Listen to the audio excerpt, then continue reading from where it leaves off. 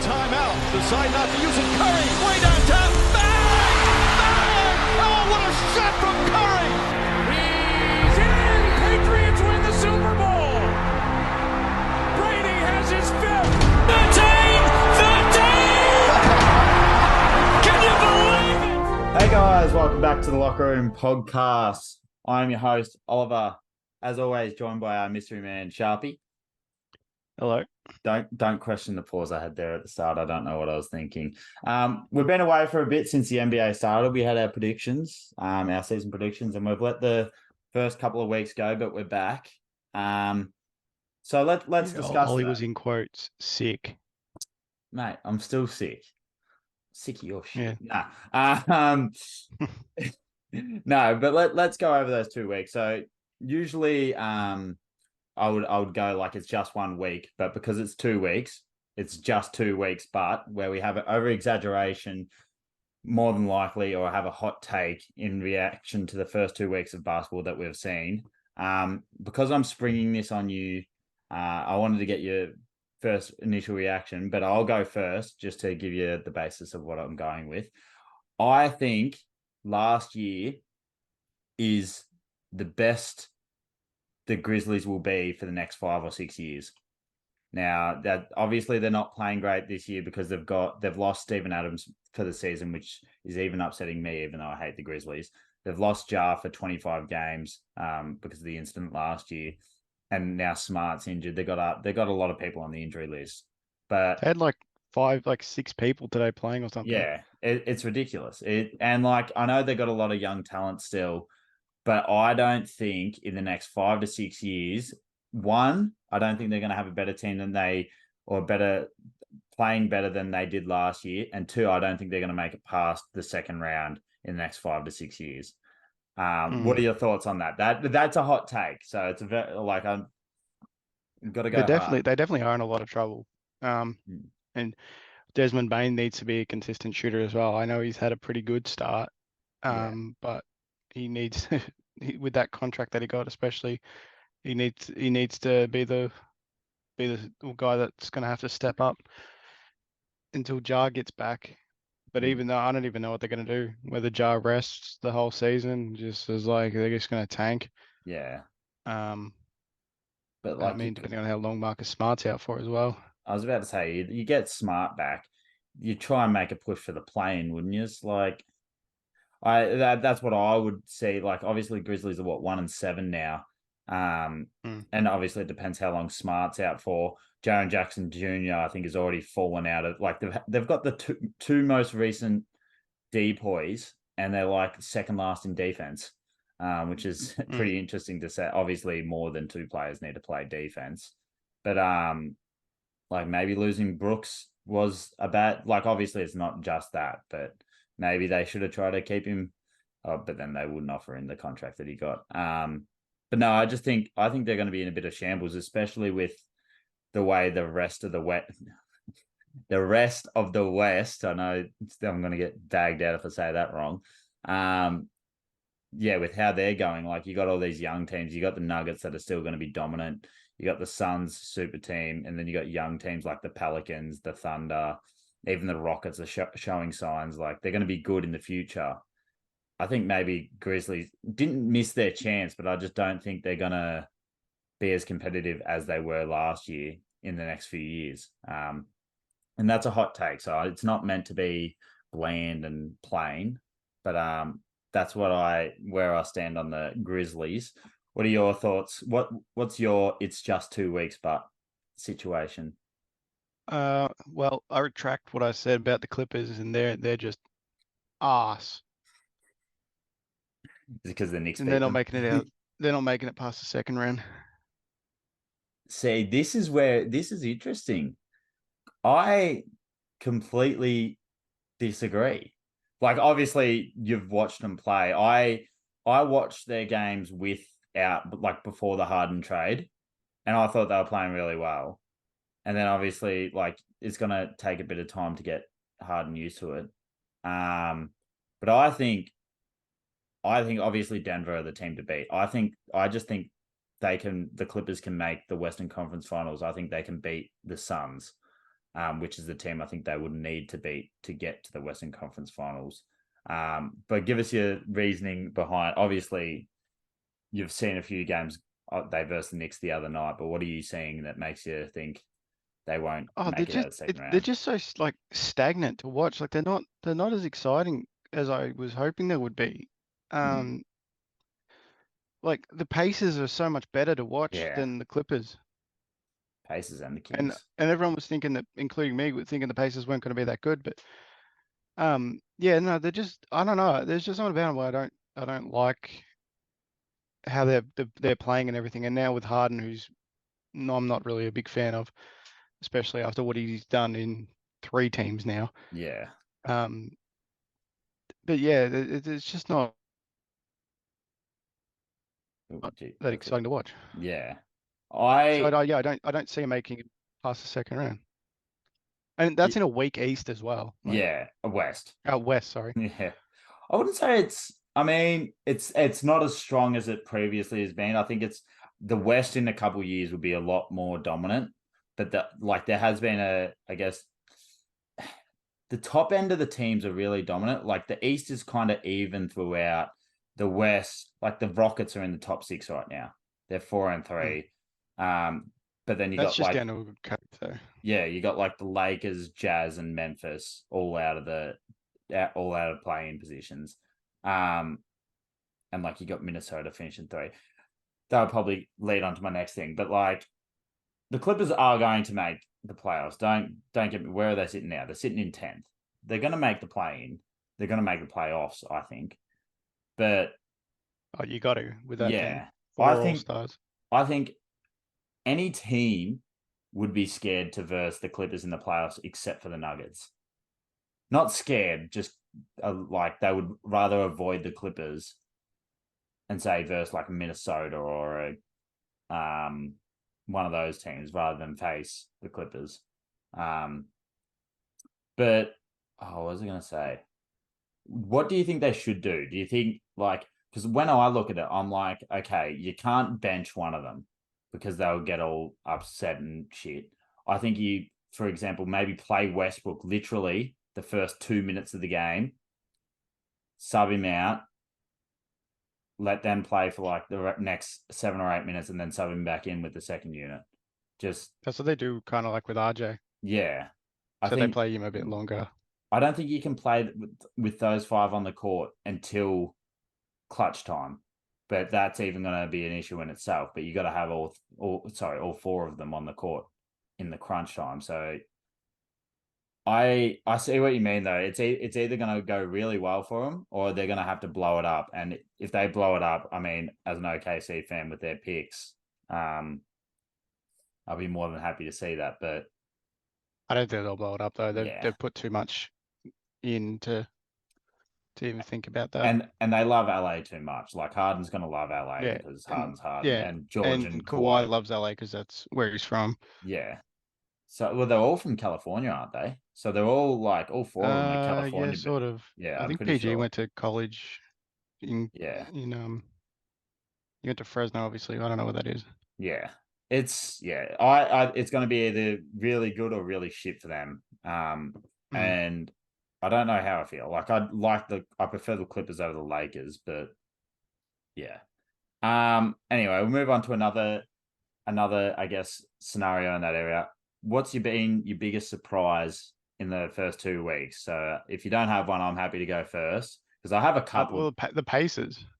Oh yeah, there you go. They've just played so well, and I don't know, even like their bench unit and everything, they just look so good, like to watch and everything. And a couple of high scoring games for them as well. Yeah, they're like I saw a thing about like the win-win trade, and I'm like, for a trade that was like so like heavily abused at the time, like the Sabonis and that for Tyrese Halliburton. Now, obviously, Pacers got the young star at the stage, and then Pacers get more of an experienced star.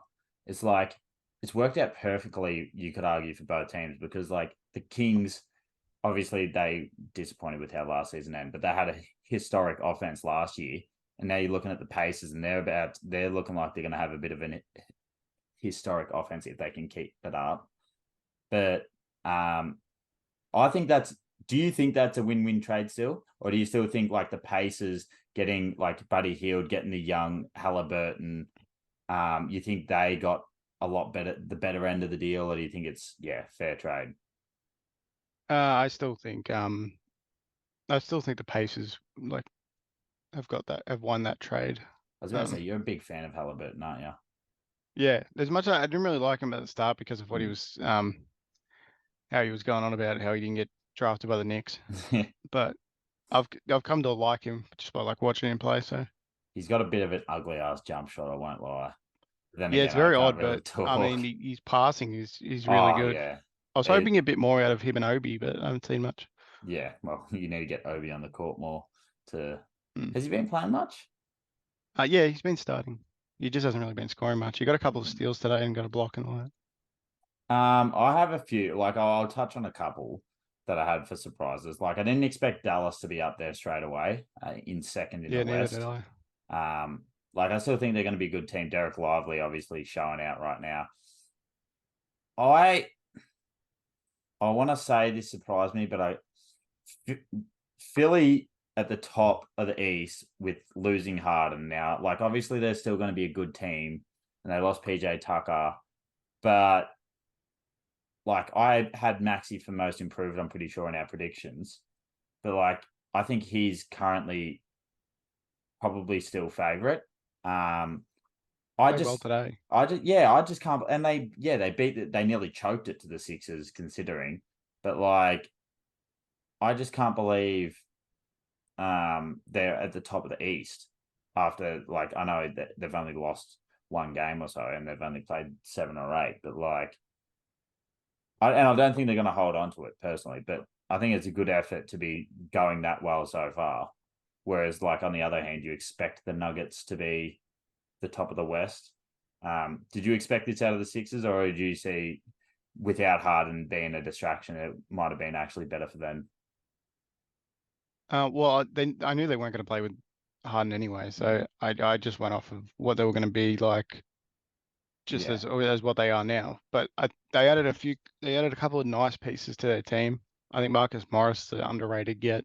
Yeah. If he's still there, I don't know if he got traded or waived or anything. But him being from Philly, I thought he'll he'll almost look like that Knicks Marcus Morris that was there for that little stint. But yeah, no, I like how Philly are going. I think you're removing something like that's good for them. Yeah. And yeah, I mean they've been unlucky. They've had a player that's not been willing to play for them for a couple of years now. Yeah. And then they've had to let them go. But yeah, I can see him possibly making the conference finals. Really? Because they haven't even made the conference finals since Embiid's been there, have they? They've only made the second round. Yeah. That's okay, obviously because they lost to Hawks, but like that's. I can see him making it. I mean, there's probably there's 3 other teams that you could probably say could make it as well. Yeah. Celtics probably being the favorite to make it. Or the Bucks. I mean, yeah. But the Celtics, I think they're going to grow into it. Obviously, the Bucks are going to grow into it. I think I wouldn't be surprised now thinking about it that the Sixers finish top 2 seed but don't make the Eastern Conference Finals. But yeah, that's it for our first 2 weeks and our hot takes there. We'll move on to now. Before I say anything, this is very early. It's way too early to actually judge any of this, but we have to touch on it. And it's the Rookie of the Year rankings came out today, like the so far rankings. If I remember correctly, it was 1 Wemby, 2 Chet, 3, I forget. I know it's Asir Thompson. Is that how you say his name? Yeah, something like that. Yeah, he's been playing so fucking well. He's nearly be on an all defensive team, to be honest. At the moment, yeah, you probably say that, yeah. And then I forget who was 4th, and Derek Lively was 5th. I'm trying to think of who was 4th. I can't think of it, but I want to talk about the main 2. Now, obviously, the Knicks absolutely battered Wemby. I only got to watch a bit of it today, and Hartenstein was doing a great job from when I was watching, just bodying him. Like, to be honest, Wemby should have had a charge against him, but he got free throws. So there was 2 of his points. But what did you see? I guess, what did the Knicks do because like it's happened a few times now. He's shooting.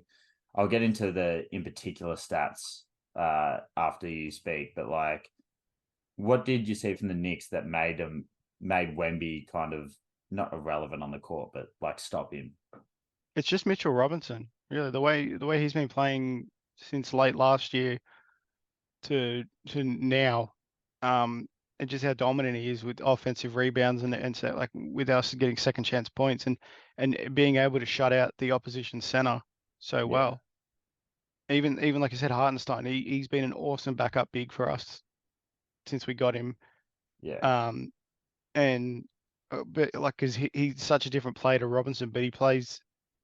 It's sort of it's weird. It's hard to say. It's like he's very different, but he's also very similar to him. Yeah. To how he plays. Defensive minded, can't really stretch the floor or anything. Yeah, well, Robinson you can't really shoot free throws. Except Hartenstein's probably a bit stronger. Yeah, but it's just that Robinson just goes like he just gets those offensive boards and he makes it look so easy. Yeah, and he does a good job of not letting Wemby, who gets a fair few offensive boards, like not get them. Obviously. Yeah. And so the reason I brought it up is because obviously they had Wemby 1, Chet 2, and I saw a lot of comments saying that like even if Chet wasn't playing, even if Wemby wasn't playing, they would probably still rank him number 1 because obviously he's the media child and it's going to be expected throughout the year. He did have a great game with 38 points, obviously. But against the Suns a couple of days ago. Yeah. I just want to bring up that was an awesome game. I just want to bring up a couple of comparisons. So this is through the same amount of games. Consider this though, like I take it how you will. One's the first option on their team, the other's probably the third option on their team. So it's like you can look at it both ways. You're like he's getting more defensive pressure, whereas the other one's not as much focused on. Look at it how you will. But Chet is averaging 3 less points, just under a rebound less, and they got very similar block numbers. Wemby's only shooting 40. I think it'll be less than this now because of his game today, but he's shooting less than 50% out of about 48% from the field and 30% from 3, whereas Chet's shooting 63% from the field and 57% from 3. Now, yes, it's a small sample, and I'm probably being a homer to this because I really want Chet to actually win the award. But I am very surprised that like that's what came out to. I'm not very surprised. I expected it, but I kind of hoped that they would actually see what Chet's doing. Like obviously Chet's going to be in a better team, which makes it easier for him, whereas Wemby's going to be the main factor on their team, the front of the offense. He's going to chuck up a lot more shots. Like, I don't know if Chet's had a game where he shot more than 15 shots and he's shooting great efficiency and still averaging like 17 points.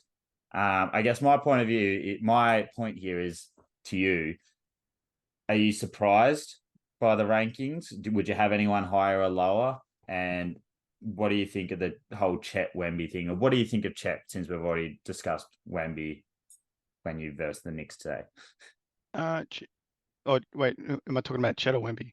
Well, first, just go. Would you make any changes to the Rookie of the Year rankings so far? I'd probably put Casson Wallace about 6th. I think he's been playing well. Derek Lively, I'd probably put 3rd at the moment. Put Thompson maybe 4th. Yeah.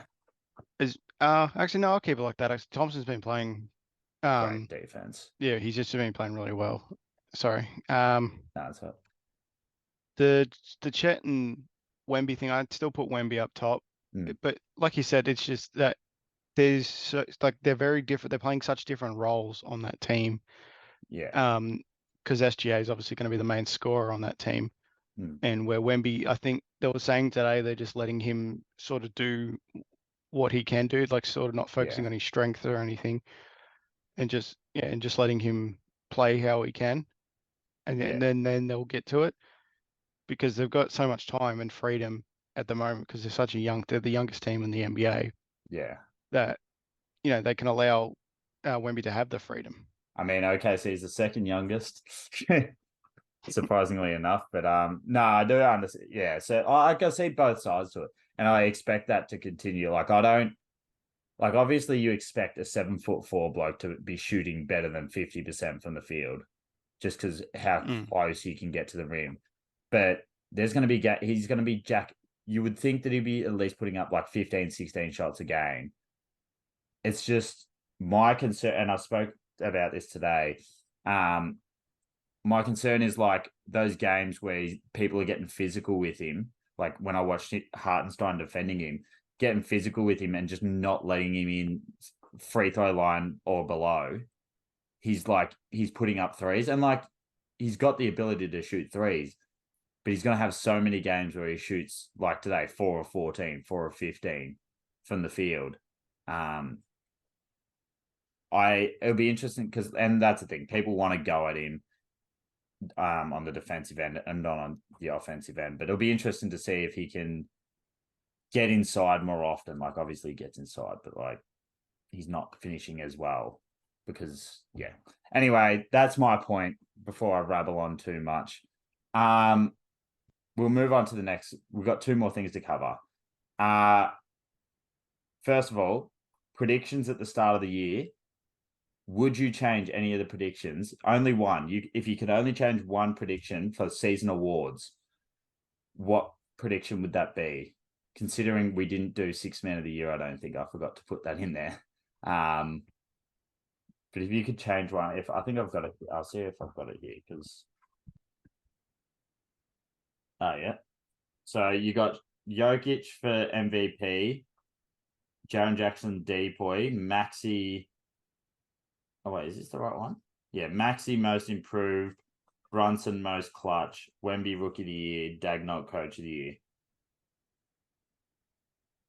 I'll probably take out Jaren Jackson at the moment.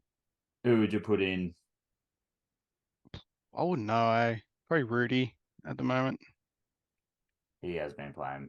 I hate the Wolves. I really do. But, I mean, if they've been going really well.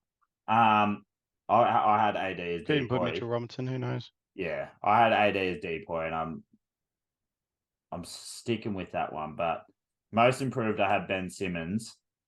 Obviously, Maxey is like I was going Maxey, but I can't go the same as you.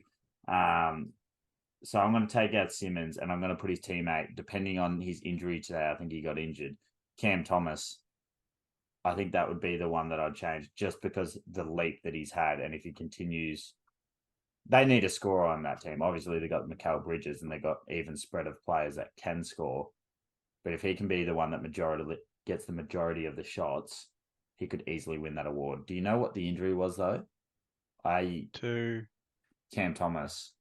Oh, no. Oh, I didn't even know he got injured. That's disappointing. Apparently, he got injured. I will look this up while I'm doing this, but That's a shame because he's had such a good start. Yeah, it just says he went to the locker room with ankle. Ooh, that's not good. They haven't said how bad it is. They just say it's a sprain, so hopefully it's not too long. But ankle injuries aren't really good for players, obviously. Yeah, he's not a flyer though, so yeah, that's good. That's the other. But thing. ankle is obviously still, he'll still be on the shooting and everything on how he launches himself. So. I was about to say he's got a very high jump shot, doesn't he? From when I've seen him play, he's got a very big leap when he shoots. All right, we've got to finish it off with this, and it wouldn't be the start of the NBA season without mentioning this team, and it's the Lakers. I know you want to talk about the Lakers. We all want to talk about the Lakers. They beat the Clippers, yes, but they shouldn't have beaten the Clippers. They're an absolute shambles. Like they're 3-5. They didn't have AD today, and they lost to the Rockets by 34 points, which I actually expected them to lose to the Rockets today, even if they did have AD. There was a tweet come out by Ramona Shelburne, I think it was, saying that they're expected to try and get a third superstar or a third star. So I guess Austin Reeves isn't that guy anymore. What are your thoughts on that whole Lakers situation? Because how are they going to get a third star? What are they going to give up? Christian, Well, I thought they already had a third star. I mean, Nick Wright went out and said that Austin Reeves is the best third option on the team. He's better than Bradley Beal. So I thought, that's obviously a better start because Nick Wright's an elite TV analyst. So yeah, I I don't know agree. who they're going to get as a third star. I don't know. They don't have any assets to get rid of. No one's going to want Cam Reddish. Mm, No one's going to want Hashimura.